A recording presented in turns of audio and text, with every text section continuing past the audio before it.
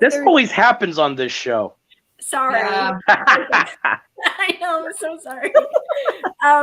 I guess like I've seen people, you know, saying that Terrifier is going to continue on. Is that a thing we could look forward to? Is Terrifier 3, etc.? Is this? I'm not trying to. No, I think. Listen, if we're talking about spoilers, we're about to get hashtag Art the Clown ugly. Let's bring him to the stream at this time. We have Damien Leone, Lauren LaVera, and David Howard Thornton. Woohoo! hello. What's up? How's it going? Wonderful. I'm pretty good. Can't complain. This is so exciting. I feel like the last time we saw you guys was before Terrifier 2 was released into the universe. Now it is out, and oh my gosh, has it taken a storm? Thank you, thank you, thank you. Yes. Wait. So, Miss Cadet, can I bring something up to you? Sure. Well, I believe I can't the hear last. anybody else. Is this this is becoming the Dave show, isn't it? That's weird. You can't hear us? Is everybody else doing impressions of Art the Clown? I can hear you. I just can't hear Lauren or Damien. You can't hear me? Wait. Oh, wait, now. David. Okay, what's Okay. going on? Can you hear me? David, sign out and sign back in. Now it is. Okay. Yeah, now I can hear. There's no, there's like a play button I had to hit on my screen. What is with technology? God. Off to a great start. God. What is going on today? First my computer, now this. What the fudge? Oh, Shut up, live. Damien. Anyway, okay, Damien, what were you saying? It's live, folks. All right.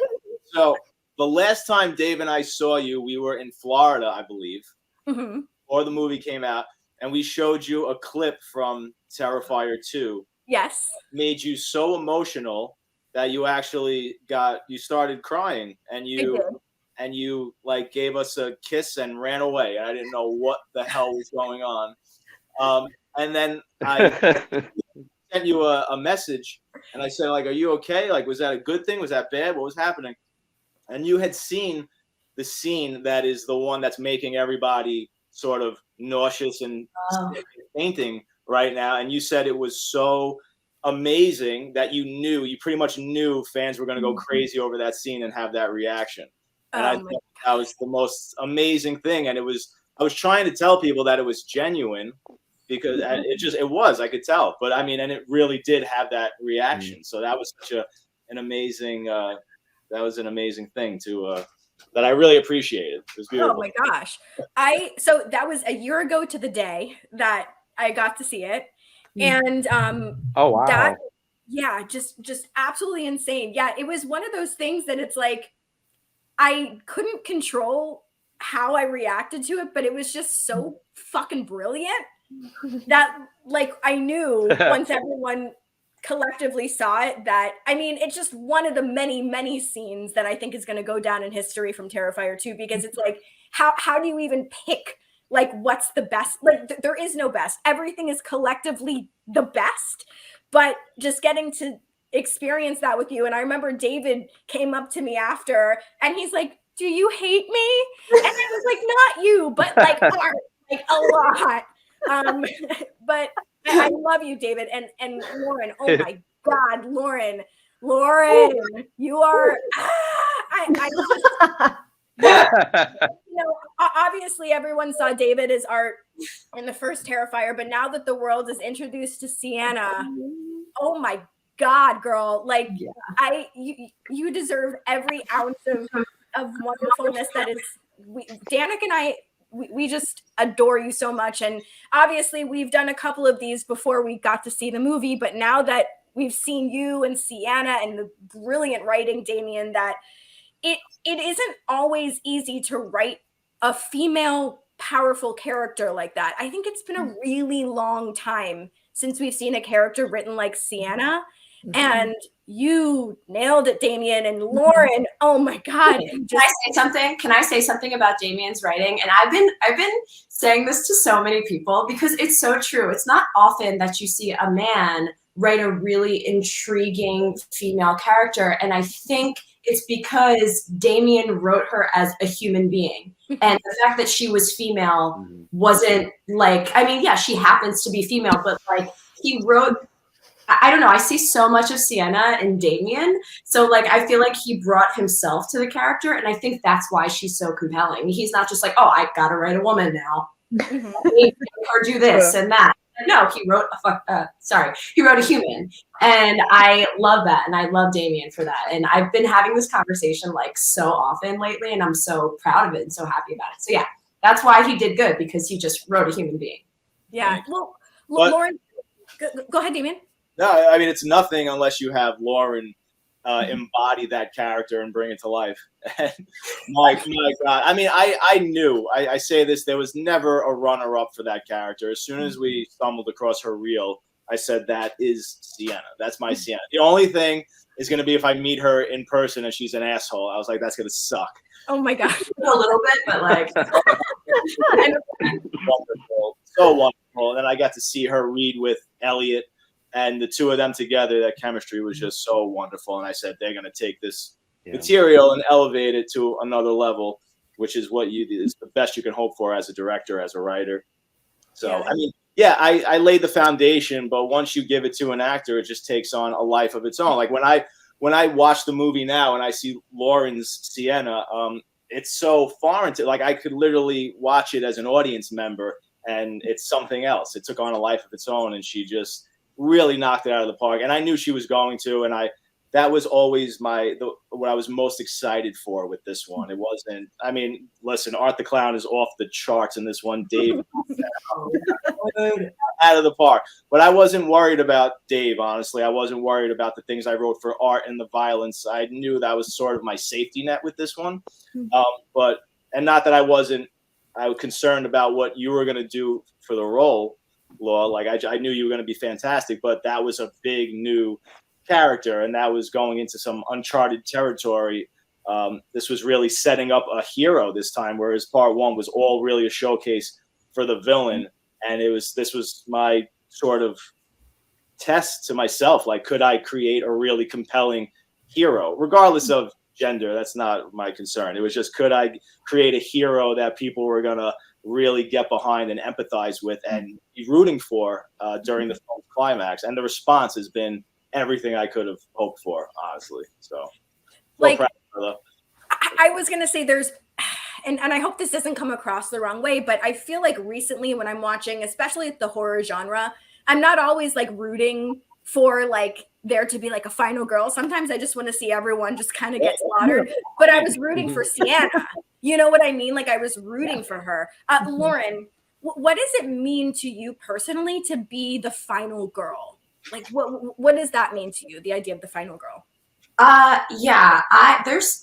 It was really daunting because there's so many, like, just the title Final Girl, like there's so many incredible final girls. And even like when doing research for the character, I asked Damien, like, what final girls inspired you for Sienna? And he gave me like a whole list of final girls, like ranging from Ripley to Laurie Strode to Sarah Connor, like a whole list. It was the best homework possible. And I just remember like writing down aspects of each one and like presenting it to Damien and being like, do you think this is Sienna? And like him making tweaks, and we decided on Sienna. It not only was it daunting, but it meant so much because I feel like art imitates life, right? I mean, Art the Clown and serial killers mainly. I mean, not all killers, but serial killers like to target women. I don't know why. It's just they like to target women. So like when you see a final girl like actually fight back, whether she survives or not, if she fights back, that's so empowering, and it emboldens young women to want to be strong, even if they feel weak. You know, and not even just women, like people who just feel weak, and women just tend to be weaker, unfortunately. So it means a lot to me, especially from the DMs that I've gotten from people that, you know, said that Sienna's badass, which is great, but also that I have inspired them to be like stronger and face their fears and shit like that. I'm like, hell yeah, that's why I became an actor, to make you feel strong and less alone and all the things, all the emotions. So I don't know. That was really long-winded, but it means everything to me. I don't know. There's no way. I can't put it into words. I think the words you used were the perfect words. Excellent. Yep. Danica? Oh, well, we of course want to mention and give huge congratulations and props to the fact that you are now heading into your 4th weekend as like a theatrical weekend, which is, I mean, but we also wanted to mention for anybody who is not yet aware that Terrifier 2 is actually coming exclusively to Screenbox on October 31st. So head there. So make sure that you're up on your Screenbox-ness. Yeah. Danica and I both got to experience all this in a theater, which was amazing. And I kind of want to pivot real quick. David, side note, it's so funny. I had messaged you after I got to see it in the theater, and you're like, oh, our premiere is happening soon and you're going in style. And you certainly did. Shout out to how incredible you looked at the premiere of the movie. What made you decide to want to essentially go as, I think we can say the Joker, yes? Or Joker? Oh, yeah. Yes, okay. They always say dress for the job you want, so that's what I did. Smart. I'm like, dang it, I want to play the Joker. So I might as well just put that out there to the world. I was like, yeah, I'm going to just go ahead and do this. Plus, I thought it was fitting for, I'm playing one killer clown, might as well dress like another killer clown for this premiere. Smart. Plus, I like his fashion sense. It's fun. For some reason, like, it looks so good on you. And I mean that in, like, the most non-psycho way possible. But, like, you rocked it like it looked natural. So, yes. Okay. So we wanted to ask a couple questions about the movie that we're hoping that you guys haven't talked about yet, because obviously you guys are everywhere right now. Everyone wants to pick your brain. So our question is, towards the beginning of the movie, we get to see Art at a laundromat. And it's when we get to see the little pale girl for the first time. But our question is, Art, or whoever wants to answer, what are some tips for getting stains out of your white clothing? Because I'll tell you what, Art does his laundry and he looks impeccable after. Immaculate.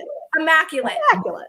Are there any things coming up with what did that one guy do? It was like OxyClean. What can you give us any tips or tricks? I have to ask my Chinese secret. Yeah. Believe it or not, my sister is the one who always washes that costume. I take it to her. I don't know how she does it, but she always gets the stains out of it. It's so crazy. Yeah, because that's tough, especially blood. I mean, like, blood out of white clothes. Art the clown, good for you. Like, just living for it. Very diligent in his cleanliness. It's got a great detergent. Yes, apparently he's putting out the money for a great detergent, which is very important for those watching.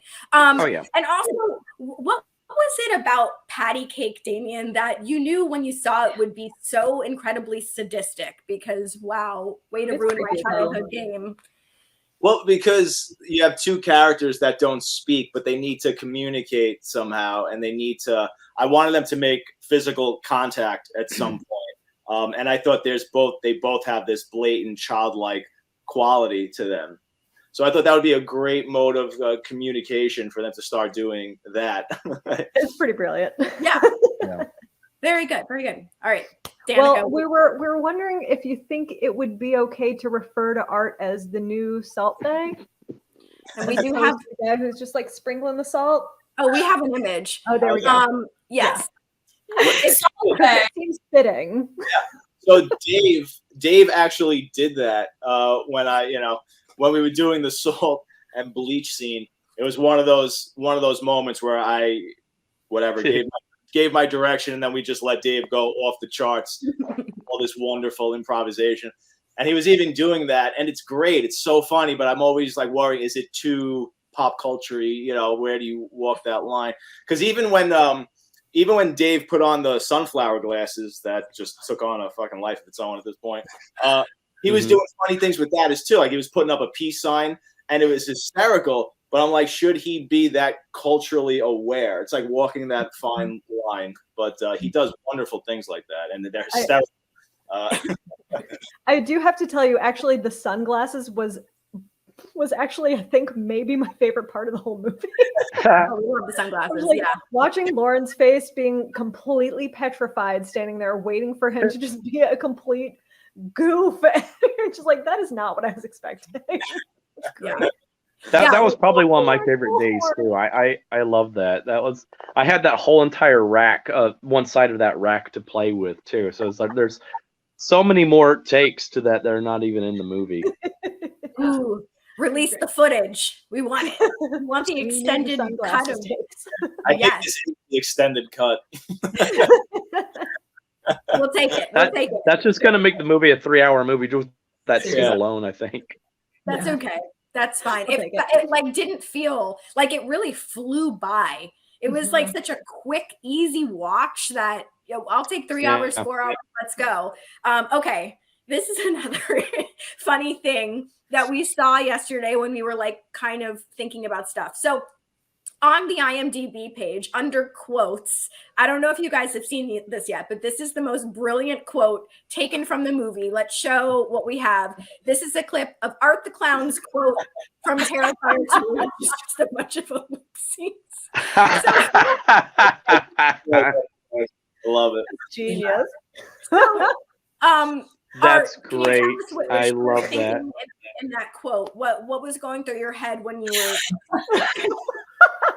I just think it's so funny. Ooh. Uh-huh. Yes. So full. I completely agree. Yep, that's it. Yeah, I couldn't have said it better myself.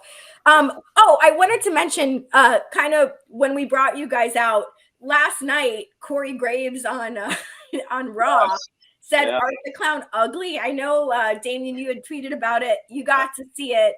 What does it mean? Like, this is crazy. Like, now people are incorporating Art the Clown into commentary on WWE. What did it feel like for you to hear Corey Graves say that?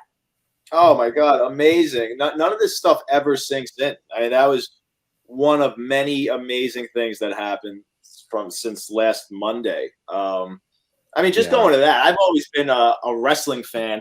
I've been more casual wrestling fan, but some of my closest friends still to this day, and since we were children, have been the most hardcore wrestling fans ever since I'm 4. So I've inadvertently known everything about wrestling from the late 80s on.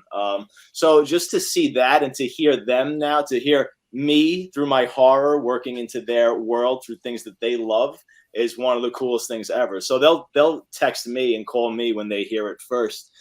Just like Jericho talking about it on his podcast. I mean, that blew their minds. So I love that more than anything else. But it's amazing. It's so flattering. It's incredible. I feel like Terrifier is the one franchise that is the bridge between AEW and now WWE. We have wrestling franchises talking about your franchise. Yeah, Jesus. I brought peace between the two. Yeah. Imagine that. Yeah, and people were wondering when Art the Clown was going to team up with Doink the Clown. So. Oh yeah. Yep. That would and Sting too, of course. Oh yeah. Oh my gosh. Yes. Okay. Sting for sure. I'm in. All right. So I wanted to ask a little bit about logistics a little bit. So how difficult exactly is it to make a fake head in someone's likeness, and not just a fake head, but one that can do the types of things that we see done to people's heads? Well, yeah, it's difficult, time consuming, especially we could clearly go into spoilers on this, right? We could talk about. I'm hoping. Yeah. Well, I mean, there's one decapitation in the middle of the movie that I wanted to be really graphic. Originally, I wanted it to all happen in one seamless take with no cutaways. I wanted to see like a guy perfectly intact and alive, and just see a meat cleaver just start chopping into his neck multiple times, see the face reacting until it's severed and dead. That turned out to be a little too difficult, unfortunately, because that required digital effects. And I'm known primarily for doing practical effects, and the effects in Terrifier are still 99% practical. But one of these beautiful techniques that I learned over the years is just the marriage of visual with practical in a very subtle way, where you just augment the practical. So one of the things you could do is you could track a person's real face onto a dummy that you're doing horrible things to, or just track an eyeball. So when this head is being severed, it's actually blinking. It's the actor blinking and reacting and opening and closing his mouth. And I've had people say, how the fuck did you do that? That's insane. Is that electronic? Did I really see that? Is he really moving? Because it is like quick cuts. But that took me and my producer, Phil, who's my makeup assistant through this whole movie, about a week just to build this one head, because we built it very sort of anatomically correct from the inside out, and it had all these like layers of fat and layers. And then when we got to set, then we started lining it all with layers of meat and like bacon and just chicken cutlets and all these weird layers of actual flesh to give it that real sense of gore. So yeah, and it had like 10 hoses going through the neck, and then like a bunch of other hoses going through the head, so it could like bleed from both Cool. ends. Okay. Yeah, a lot going on. It was only a one take deal, so that was intense. It was a week or more of work for 2 seconds. Wow. I was going to say, that we could have really screwed up. Yeah. did you have the same stuff in craft services as you did on this? You're like, yeah, we had chicken cutlets and bacon on. Oh my God. Beef tips. Oh my God. If I ever eat a beef tip again, I'll be so happy. Oh no. Okay, fair enough. It's like that. It's like that. Obviously, I wanted to mention that you had the wonderful Felissa Rose in a cameo in this film. Are there any other prolific horror actors that you would like to see in the franchise? Because I feel like everyone's talking about it now. Like any convention you go to, all the actors are like, when the question is asked, oh, what franchise do you want to be part of? Everybody says Terrifier. So really? Oh my gosh, yes. I can't even begin to tell you how many like panels I've done where people say Terrifier is their answer. Oh, wow. Yeah. I should start like making a list. That's awesome. Yeah. It happens when we go to these cons, especially recently. The guests will come up to me, the celebs, and they'll just say, put me in your next movie. I want to be in Terrifier. And there's so many of them, and it would be a dream to work with so many of them. So I'd hate to give names in case. Yeah, it really all comes down to the script that I write. I can't just really go out of my way and just write scripts. I mean, parts specifically for all these people that'll just destroy the organic story I'm trying to tell. So it has to be an organic role that would fit that person. But there are so many people that I would kill to work with, that I meet at conventions. There was a bunch that I met this weekend in the UK that I would kill if they were in the movie. Yeah. I was also going to ask, because, you had mentioned, there's a lot of people, there's a lot of eyes on this movie right now. Everyone from Stephen King to Howard Stern. And you're mentioning you're meeting these people at conventions. Has there been anybody that's come up to any of the three of you that has mentioned that they're a fan of the franchise that you were shocked by? At the convention. I mean, it was really cool this weekend in the UK. I was signing across from David Arquette, who I fucking love. And again, one of these many people that I don't like going up to people. I don't like going up to the guests, especially if I'm a big fan of theirs, because I'm always afraid of having a bad encounter or something. Yeah. So, I was across from him signing, and he looks at me. We made eye contact. He's like, congratulations, dude, by the way. And I was like, oh, man. I was like, dude, fuck that. I am such a big fan of yours. And I broke the ice. And I was like, yeah. I had like the same moment with him in the elevator going in the hotel, and I was like, this is amazing. He knows exactly who we are. I'm like, oh my, because it felt like full circle for me, because my first slasher I ever saw in the theater was Scream 2. So I was like, oh my God, this is amazing. Oh yeah. Yeah. Any tips, David, for I know he's playing now Bozo the Clown. Any tips from Art to Bozo? To Bozo. He's playing Bozo the Clown? I did not know this. Oh, yeah. Oh, my gosh. Like the Bozo the Clown. Yeah, he completely, I think he bought the franchise rights, and now he's doing this like huge, Yeah. Oh my gosh, that's amazing. That's so cool because I grew up watching. Oh my, what? I wish I had known that because I would tell like, dude. I wish I would have told you. Oh man, I would too because yeah, I loved Bozo the Clown as a kid. I used to watch him every single morning on WGN. Like they had an affiliate station back in Alabama, and that was my morning ritual before I went to school. Every single morning, watching Bozo and Cookie and Wizzo. That's one of the reasons I got into liking magic was because of Wizzo on the Bozo show. So yeah. So I say just have fun with it, man. That's Bozo's great. Yeah. Yeah, he really is. Oh my gosh. And so, Lauren, I know you're getting ready to start doing these Comic-Cons, which I'm so excited. And hopefully Danica and I will get to come finally meet you in person at one of these. So what are you most excited about meeting people, doing conventions? What are you most excited about? Definitely meeting the fans. I mean, I've interacted with a lot of fans online, and I met some fans that were Indiegogo backers for Terrifier 2 that I still interact with, and they're so amazing. And you know what? I really think that horror fans get a bad reputation because they like to watch like depraved stuff, but they're some of the nicest, most genuine, sweet people, most welcoming people I've ever met. So I'm so excited to like just give them the biggest warm embraces. And I don't know, I have no idea what to expect. So I'm just really excited to meet the people there. And I'm also excited to meet some of my heroes, because even when I was visiting last August, like I was saying, when I visited Damien at that one con, I like, who did we meet? There were so many people. Yeah, Matthew Lillard I met, and I was like, oh my God, and Skeet Ulrich, and they're both amazing, by the way, and I was like, I love you guys so much. So I'm really excited to just like interact with people. Yeah. That's great. And Elliot, I know, is going to be also doing these conventions with you as well. So how cool that is so cool. Yeah, it's funny because whenever I hang out with the Fulhams, because I try to hang out with them as often as possible because they're amazing, we always talk about cons, and they have been in the con world because him and his family are artists, and he, of course, like his mom she has her own table usually, and she sells these beautiful pieces of art, and then Elliot's interviewing people, so like I feel really protected being with like Dave and Damien, and also now the Fulhams. Like I know that I'm just going to like just be safe and happy, and I'm very Yes, you will.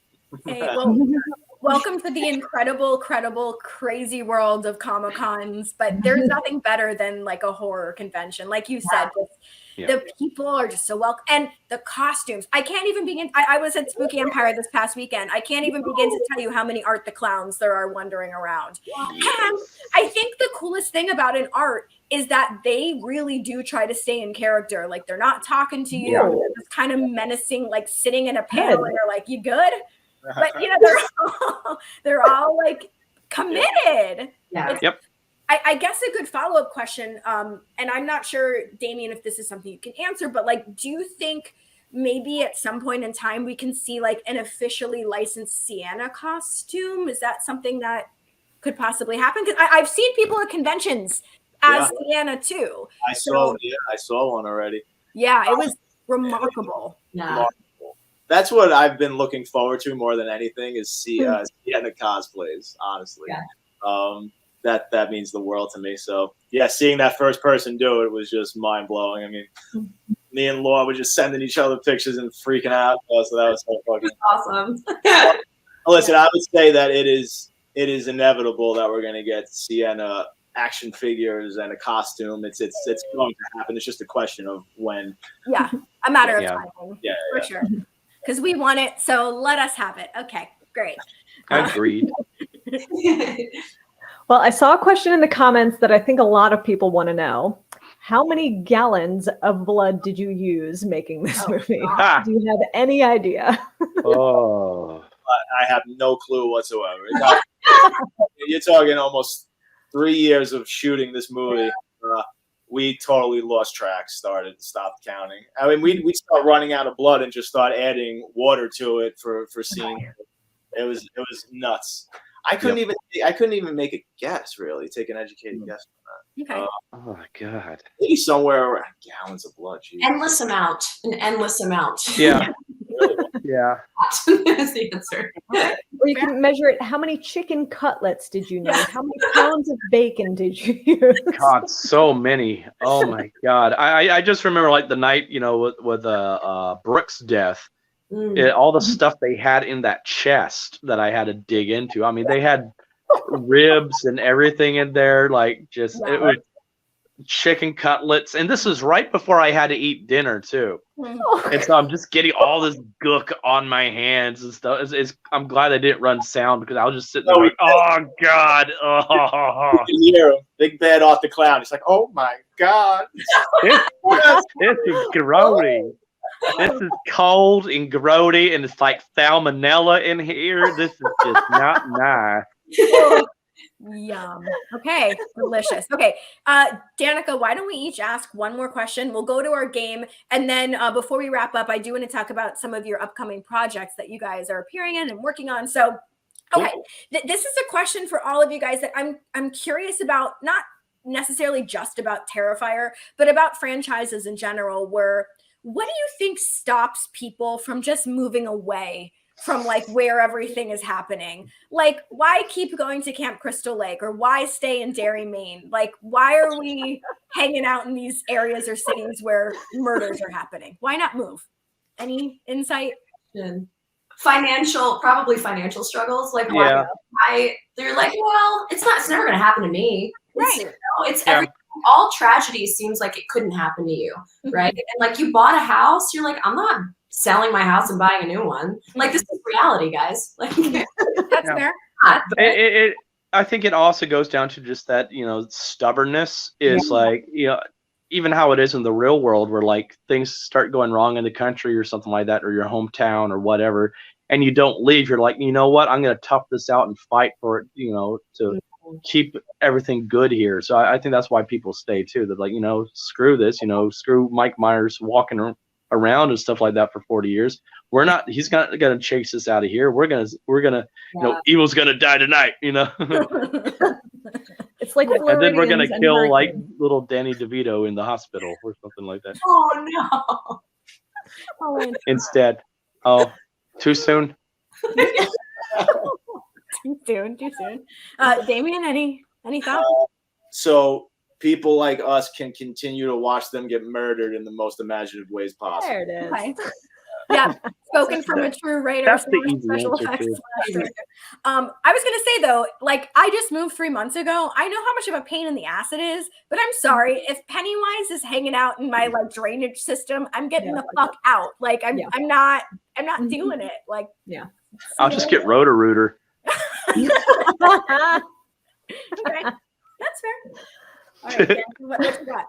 All right, so one more question before we head to our game.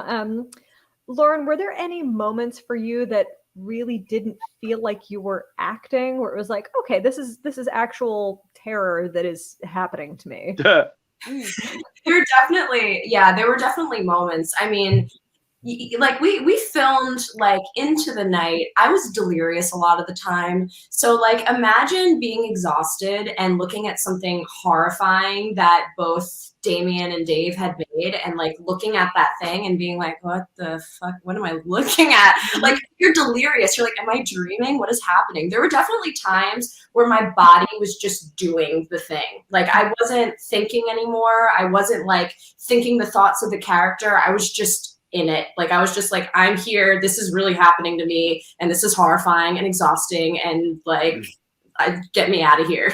So yeah, I don't know. I mean, this was like 2 to 3 years ago of experiences, but I do vividly remembering nights of like just being like, this is horrifying.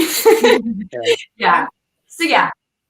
Awesome. Yeah, I remember, like, especially it's like that moment between us in the bathroom where we just lock eyes on each other and you're just sitting there shaking. And I think part of that was just because you were just so freaking tired and so freaking cold. You just went with it. You're just like, yep, just use it. Use whatever's around you. And, you know, a lot of it was being tired. And you just have to use that feeling and hope that it reads, because you can't lie. The camera will pick up lies on your face. So, like, whatever you feel, you just have to use it. Once again, this is why y'all are true professionals, and like that's why it's so believable. Yeah, you guys are amazing. Okay, so we have our game of Would You Rather, which y'all have played before. I know last time somehow we ended up spoiling some stuff. I know we had talked about like Jericho in advance. We had talked about the cereal. So let's see what we can get for the next one. I don't know. I think this is going to be fine. All right, so here's our game of Would You Rather. Here's the first one. Would you rather see art haunt in space or art haunt under the sea? We know you're a big Jaws fan, Damien. So I am, but I would rather see him in space. I guess. I guess you'd have to go on a spaceship and kind of terrorize alien style. That could be kind of cool. I mean, space is a scary fucking place, man. Yeah, that's true. Lauren, what do you think? Me? Who? Me? Yeah. Oh, okay. So I've developed this very new, it's new, real fear of thalassophobia. Like I'm actually horrified of water now. Like deep, dark, I'm horrified of it. I don't know how it started, but it's very recent. So I definitely do not want to see art in the water because that's horrifying. Like that's horrifying. Like, I don't know. Just like the blackness of it and like this white figure. No. So I would like to see art haunt in space because I feel like it would be really fun and quirky and also creepy, but like, no, keep me away from the water, please. Okay, that's Wait, does that have anything to do with you being in the water tank that night? Yeah, I was gonna ask that. Oh no, I mean, luckily the water tank was like you know what? It could be. Yeah. You know what? The PTSD. It was like lit, so I think I was fine. I don't know how it started, but like I'm scared of like dark water now. Don't know how it started, but it's very like it happened over the pandemic. Don't worry, Damien, you're good. I was gonna say that there's some very ugly looking fish hanging out down there with their own. Oh God. Down there. It's horrifying. Like so many audience questions. No, thank you. Yeah, I don't do the ocean either. So No. David, what do you think? Yeah, what would be more fun to play? I think, because we've already had some stuff in space anyway, so that seems too cliche. And I'm kind of with Laura on that too, where it's like I don't like being underwater. Like, I like being underwater, but like the ocean, I have a thing about fish. I don't like to touch fish. Yeah. And it goes back to my childhood. When two incidences happened on the same beach trip. One was like I just came up from underwater and there's this big dead fish that was on my head. And it was like its face was right there in front of my face when I came up. So that freaked me out. I was like maybe like 4 or 5 years old. But there was I was at the beach and there was a shiner, like giant school of shiner fish that went through. And they were getting in everybody's swimsuits. And I mean, you just see like women just taking off their tops, guys taking off their bottoms, just like because they're just getting inside. I was like we got back to our room and we took off our swimsuits, and fish were falling out of our swimsuits.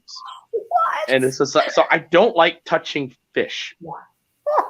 And I think that the ocean, there, like you said, there's so many scary creatures down there. It's that whole idea of like just running out of air as well. I mean, you can have the same thing that, of course, happen in space, but like you could do so much with like some kind of undersea lab or something like that. And you're always having to worry about the glass breaking and whatever's outside getting in along with the water and all.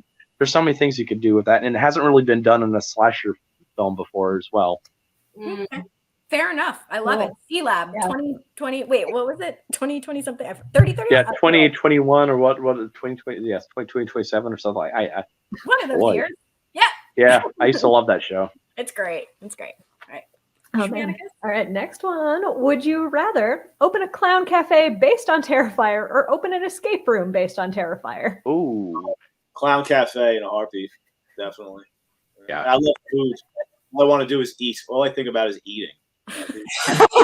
Same. Yeah. I'm gonna say actually escape room. I love escape rooms. Like I have so much fun with it, and like the added terror of art, like lurking, is I don't know if I'd ever be able to get out of it, but it would be fun because I love being scared. Although a clown cafe would be cool, especially if we could get some art Krispies. I love the idea of getting art Krispies and like razor blade marshmallows. Like Like, I think it's adorable. Either one I'd be happy with, but I like the escape room a bit more. Yeah. Yeah, that's actually a small Easter egg in the film too. Is like I'm their narrator for the Art Krispies commercial type thing. For sure. Oh, I recognized your voice like that. I was like, that's Dave. Oh, of course, of course. Yeah. I love it. Did And not recognize that. Yeah, I'm still putting it out into the universe for Halloween Horror Nights. We need the Terrifier house. So, Yeah. it's out there in the universe. All right, here's the next one. Would you rather? Oh, okay. Which do you prefer, mashed potatoes or potatoes au gratin? I mean, both very delicious. Yeah, can't go wrong. Yeah. I'm a mashed potatoes guy. Okay. Yeah. I'm shocked. Yeah, that was soft. I mean, I eat way more just plain mashed potatoes, but Mhm. man, I love potatoes au gratin. I'd go with mashed potatoes though. Okay. Lauren? Yeah, same. Love mashed potatoes. Love it. Perfect. Delicious. They're more fun to play with. Yeah. As has been evidenced. Yeah, you can mold them into things, make little sculptures out of them, smash them into dead mom's 'em into faces. people. You know, that's what you do. The cavity. Delicious. Yeah, Just jam it in my cavity. yeah. That's how I eat mashed potatoes. It's great for spackling. You know, Yes. Danica? you shove it in. Oh my. All right. Well, would you rather have art be the centerpiece of a home style cooking show like Martha Stewart, or have art be the centerpiece of a home renovation show like This Old House? Home style cooking for Mm. sure. Yeah. You do a lot of interesting. Still kills me. Oh God, yeah. I think that would be more fun. It's just do the whole like Julia Childs type of thing. Just Swedish Chef. There's so many possibilities. It's the apron. It's the It's the apron. Oh my God, Totally. that made me so giddy that night when Olga pulled that thing because it's got cats on it, and I was like, "This is beautiful. It's just This is beautiful." beautiful marriage of cute and grotesque. Love it. Yeah. Perfect. Real quick before we go to the next one, a scene that just popped in my head was like the first scene of the movie when you have the guy's eyeball and the look that you do into the camera, David. It like it is so brilliant. I love that moment so much with the eyeball. Yeah. I do too. It's delicious. All right, here's the next one. Would you rather have a Sienna-based comic book or a Sienna-based video game? Ooh. Ooh. I would say video game. I'm not much of a video game player, but I love watching other people play video games. Like my mom used to play Tomb Raider. Like I used to have to tell her to go to bed because she was all night, and we lived in a really small apartment. We had to share a bedroom. I was really poor, guys, and I would watch her play Tomb Raider all night. So like having Sienna be a video game character, that I would just Well, and with that, there's the added bonus that you can do the mocap for it. yeah. Yeah. Yes. Oh, yes. So I would say video game, but I would love both. Good choice. Yeah, I love comic books more than video games, but I think it would be so much more rewarding for people to be able to play as this character and be more immersive and interactive. She's such a badass, Yeah. and I would love to see what other journey she goes on. Mhm. You know, maybe she's going up against other evil entities besides art. Who knows? Ooh. Be cool. Yeah. David? Gosh, that's a hard one because I love both of those ideas so much. And I also have to comment, whoever did like the mock-up of the wings behind her did such a good job on the video game picture. I was like, that's like, ooh, I like those wings. Yeah. Yeah, but I'm leaning more towards the video game myself. I think that's where more more people are going towards this day anyways. It's more video games than comic books. And I think that'll just be fun. There's a lot of cool stuff you could do with her, you know, because I think there's a lot of possibilities with this character going forward. Anyways, I like the idea of her just becoming just such a badass, like training and stuff like that to take on evil and stuff like that. So I think you could do some kick-ass things with her in a video game. Different skins, different outfits. Yeah. For Of course, sure. upgrade. Yeah. Upgrades. All right. This is the last one. Would you rather go back in time and have a conversation with Alfred Hitchcock or have a conversation with Vincent Price? Oh gosh. Vincent once, Vincent twice, Vincent Price.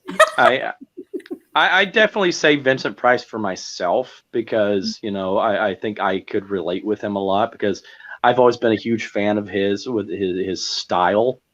And I understand he was a really kind man too. I always heard Hitchcock was kind of a dick to people. So, but I think Vincent Price would just be so much more interesting to talk to, just to hear his experiences, his stories, and everything like that. Lauren? Yeah, I think I have to agree with Dave for the same reasons. I've heard the same rumors about Alfred Hitchcock, even though he was a genius. And also, like, just to listen to Vincent Price's voice the whole time. It wouldn't really be a combo. It would just be me drooling over his voice. Yeah. Oh, yeah. That voice. Oh, my God, that voice. I know. I would have to go with Hitchcock just because of my obsession with Psycho. Psycho alone. Yeah. I would love to pick his brain and just talk about just how he shot and envisioned the shower scene and just everything about it. Yeah. I got to meet, and I think Danica, you're meeting her in a couple weeks, Marley Renfro, who is one of the stand-ins for the shower scene. She has some really cool stories about it. Oh, wow. Yeah, pretty cool. That's mean, cool. and I think it was also the first film that showed a flushing toilet, which like it was. Look how far we've come. Like I know. Like flushing toilet, and now we have people getting mashed potatoes shoved in their orifices. It's just things are. It was more acceptable to show a woman getting slaughtered in a shower, and the how dare you? Was crossing. It's crazy, but. Before we do wrap it up, because I know, Damien, we got to let you go in a couple minutes. I wanted to talk about some of the upcoming projects. David, can you tell us about the Mean One? Yes, it's I am releasing. Well, I'm not personally releasing it, but this company is releasing a version of that classic Grinch story, but it's pure parody. So we're not calling him the Grinch in it. We're calling him the Mean One. And it's a horror film based on that legend. Like I said, pure parody. And we're releasing it for free on streaming platforms on December 15th. And it's just such a fun tale. I'm actually surprised no one has ever really tried to tackle this story before in a horror film, because I think it just lends itself to a horror film in so many ways. I mean, he's such a beast of a character anyway. And we just have fun with it. It's that fun campy style that you see in like Krampus. So I think everybody's going to have fun with it. There's a great kill scene in it, especially a great crowd kill scene. I can't wait for people to see. Yay. Lauren, we wanted to ask about The Fetus. I know you were also working with Bill Moseley, who is just, obsessed. Mwah, mwah, chef's kiss. I love Bill Moseley. He was the main reason why I wanted the part. Like, I just really wanted to work with him. And I was lucky enough that there were so many wonderful people that I met on that crew. Like Julian Curtis, who plays my significant other, was a brilliant actor. And just all of the crew was so capable and kind, and I love them all so much. But I was really excited to work with Bill. And he has like just a never-ending amount of dad jokes. And he's just so fun to work with, and like I'm so happy that like I'm continuing to keep in contact with him. I would love to work with him again, like in the future. Like, so yeah, very excited to just show people our work and hopefully continue to work with him and work with him again. Oh, we all love Bill. He's like a huge friend of our whole Terrifier team, I think. He's wonderful. I'm actually going to film a scene with Bill tonight in about 3 hours. Oh my gosh. Hi, tell him I said hi. He didn't tell me. I said hi. Give him a huge hug. Give him a kiss on the cheek. I love him. Yes. I will. Yes. Thank you. Can you tell us what project that's for, Damien? I saw you were working on a Fuzz on the Lens thing. I wasn't sure if that's what it was. I don't know if it's a secret or not. Probably is. Okay. Fair enough. I shouldn't say anything. That's fair. I know this always happens on this show. Sorry. Yeah. I know. I'm so sorry.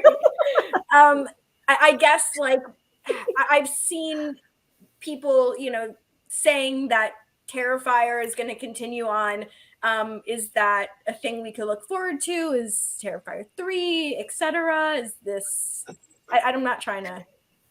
No, I think. Listen, if we're talking about spoilers, we set up this whole new lore and this mythology, and there are so many more questions that are brought up and haven't been answered yet by the end of Terrifier 2. So Yes. yeah, a lot. The Danica. Well, that was and part of the design, because I knew I was going to make at least one more, and I didn't want to just put it all in one movie and then there's really nothing left to say other than just another excuse to bring Art back and have him kill more people or another group of people. I wanted to tell a whole story and have a whole wonderful franchise if possible, with beautiful arcs and a solid ending and learning something new every time, something new and interesting as you go. So there's definitely, I have an entire treatment ready for part 3 that's actually getting really big. So it might even, there may be a 4. I don't know. That's way too soon to say. But we'll see. There will definitely be another one for sure. Fabulous. I mean, we need more Sienna. We need more art. Yeah. Yes, I am just, seeing these movies and but knowing you guys as people, I think good things happen to good people. And obviously this movie has been just like I said, taking the world by storm, and you guys deserve every ounce of incredibleness that is coming your way and will continue to come your way. I mean, and this is the perfect weekend for those watching that haven't seen it in a theater yet. Go see it. my God, do it. Yeah. Go do it. I don't know the last time I've been to a movie where there's been audible reactions in the audience. Oh my God. I went to one at Lincoln Center, and it was one of the times where people in the audience didn't know I was there. And there was this guy the whole entire movie in the row behind me just reacting, he was killing me. It was just screaming, ah! Oh my God! Oh, I loved it. Oh my! I had to turn to him after the movie, and I'm like, dude, you were my favorite part of the movie tonight. I'm like, I love you. I hope there are more people like you at every screening, because it just made that much more fun for everybody there. Awesome. Right. I mean, it doesn't happen anymore, right? Like, you go to see any type of movie and everyone's hopefully silent for the right reasons, just enjoying their popcorn. But when you see Terrifier, everyone's in it together. Like, you're living this experience together. And I'm so happy that we're back at the movies. Like, there's nothing better. I still get that same feeling that I did as a kid, going to see like The Lion King and Aladdin in the theater. And now as an adult, getting to see this movie on the big screen. And they all go hand in hand. Yeah, it's like Damien Leone's Terrifier 2. Oh my God. It's just, I love it so much. You guys you're all geniuses. You're all rock stars. Thank you so much. I can't wait to talk to you guys again. Before we do wrap it up, we're going to go over our upcoming guests that we have coming up until essentially the end of the year, because this is crazy. So on Thursday, we have Maddie Riley, who is the bassist from Avril Lavigne. We also have Matthew Patrick Davis, who is from The Barbarian. He plays the mother. If you haven't seen The Barbarian, it's really, really good. We also have Ricky from Ice Nine Kills. He's the guitarist. We have Gary Anthony Williams from Whose Line Is It Anyway? We have comedian Jimmy Lee. We have wrestler Al Snow. We're welcoming back Casey Jost. We also have Duncan Sheik, who wrote the musical Spring Awakening, which I know Danica is really, really excited about. And we'd love to have you guys back on whenever you're available. Please open, whatever. We'd always come back. Thank you. That was so sweet of you. Seriously, it's always a pleasure to chat with you guys. You guys are rock stars. We love you all so much, and hopefully our paths will cross in person very, very soon. Lauren, we hope we finally get to meet you. You're a real person. It's gonna be great. Well, we love you guys. Thank you guys so much. Thank you guys for watching. We'll see you guys real soon, and most importantly, happy Halloween, everybody. Go see Terrifier 2. It's the perfect way to celebrate the holiday season. We'll see you guys real soon. See ya.